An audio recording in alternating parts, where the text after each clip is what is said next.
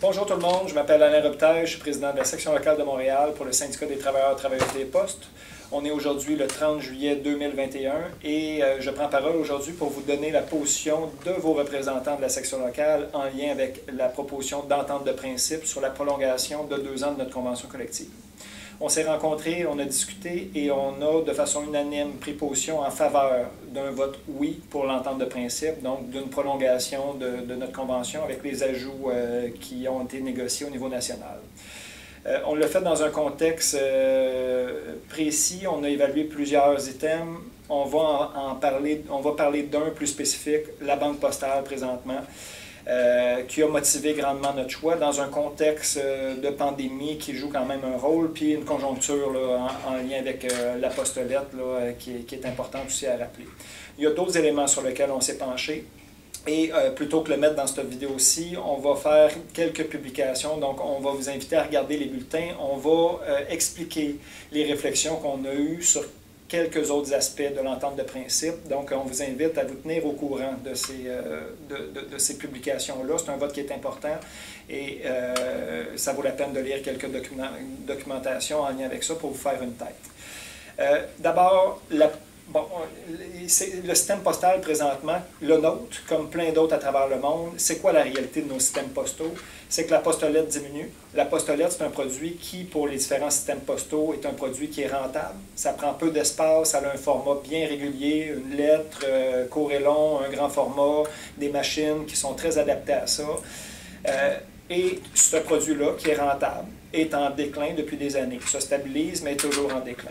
D'un autre côté, il y a les colis qui sont en grande expansion. Les colis prennent beaucoup d'espace, autant dans les remorques, dans les installations postales, dans le plan mécanisé, ne fournissent pas autant d'argent. Donc, la marge de profit que génèrent les services postaux sur les colis est moindre, sans compter qu'à travers la livraison des colis, il y a des acteurs importants qui jouent un rôle en parallèle de Post Canada. On n'a qu'à penser à Amazon, qui a été un joueur international, qui a des finances énormes et qui est capable d'aller chercher une part de marché sur lequel on aura à se battre, entre autres grâce aux services qu'on offre en tant que travailleur, travailleuse des postes. Un autre produit, la Mediapost. La Mediapost sans adresse. C'est un produit qui est rentable pour Post Canada. Bon, a battu de l'aile un petit peu, a été moins bien pendant la pandémie, mais va sûrement remonter. Par contre, la Mediapost, de plus en plus, les villes ont une pression pour légiférer, pour empêcher, entre autres, la livraison de Publisac. Vous avez peut-être vu certaines nouvelles à cet effet. Et entre la livraison d'un Publisac et la livraison d'une Mediapost sans adresse par un facteur ou une factrice, la marge est mince. Donc, c'est un produit pour lequel on pense qu'on ne devrait pas tout miser. C'est un produit qui est super important pour l'instant, mais on doit avoir une vision d'avenir pour essayer de diversifier et de trouver d'autres façons de rentabiliser le service postal canadien. On a regardé à travers le monde parce qu'il y a plusieurs pays qui font face aux mêmes enjeux, plusieurs systèmes postaux. On a regardé à travers le monde et une des façons de se sortir de ce contexte-là, c'est de diversifier leurs services et plusieurs l'ont fait à travers des services bancaires postaux. C'est entre autres là-dessus que vous allez devoir vous prononcer en lien avec l'entente de principe. On milite sur des services bancaires postaux et ultimement une banque postale depuis environ 10 ans. On le fait pour différentes raisons. On le fait parce que ça exploite l'infrastructure qu'on a déjà. Donc, on a des comptoirs postaux où il y a des gens du STTP qui travaillent à travers le pays. On en a dans les petites collectivités. On en a à des endroits où les banques n'ont plus de points de service du tout. Donc, on est certain qu'on est capable de jouer un rôle là-dessus. On sait qu'à travers ces services postaux-là, quand on regarde à travers le monde, il y a de l'argent et il y a des profits qui se dégagent de ces services bancaires postaux-là.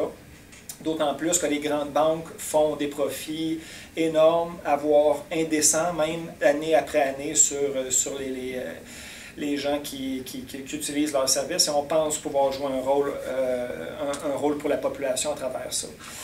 Ces services-là ont réussi à travers le monde à sécuriser les emplois et à sécuriser aussi le service postal. Donc, tous les autres services qu'on donne à la population, si un service lucratif comme des services postaux rentre en ligne de compte, ça solidifie tout le service postal en son ensemble et on pense que c'est une bonne chose.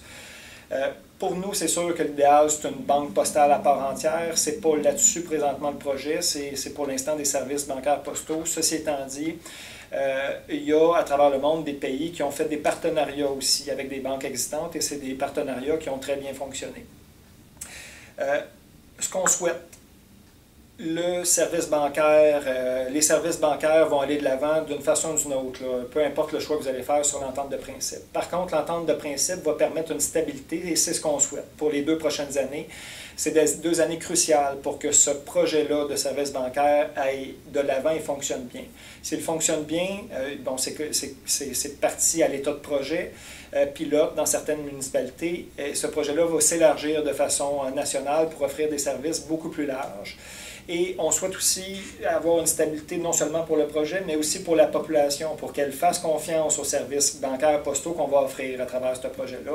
On veut aussi récolter un maximum d'informations parce que la lutte pour avoir une banque postale à part entière va continuer. La lutte pour avoir des services bancaires postaux adaptés à la population parce qu'on joue un rôle dans la population, bien, va continuer. Et à travers un projet, s'il fonctionne bien, on va être capable de sortir des données, le syndicat des postes, pour pouvoir continuer à militer pour arriver à avoir un service bancaire postaux digne de ce nom.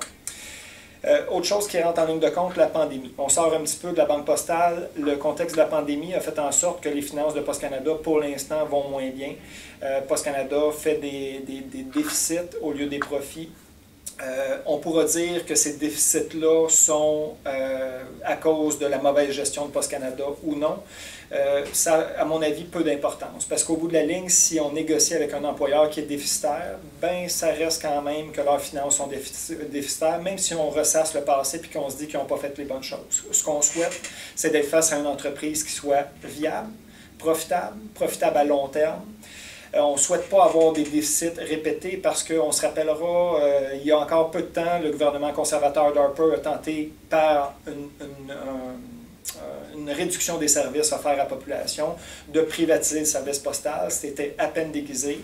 Et plus on va être rentable, plus on va offrir des services nécessaires à la population, plus on va s'adapter au contexte qu'on a présentement, plus des campagnes comme ça vont être difficiles à percer, plus on va avoir le soutien de la population et plus longtemps nos emplois vont persister et qu'on va avoir quelque chose qui va être soutenable à long terme.